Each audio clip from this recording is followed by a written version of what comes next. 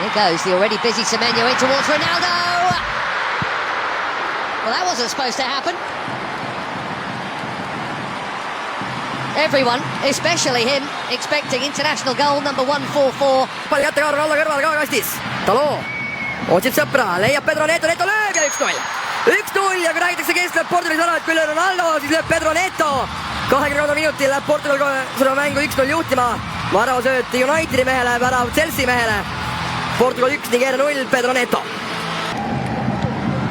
Delicately chipped into a big crowd and smashed by Bruno Fernandes. A more delicate but equally important touch from... No kas siit võimalik tulla Nigeeria? No nüüd on 3-1 olukord ja löövad ära. Nigeeria viigistab mängu 1-1.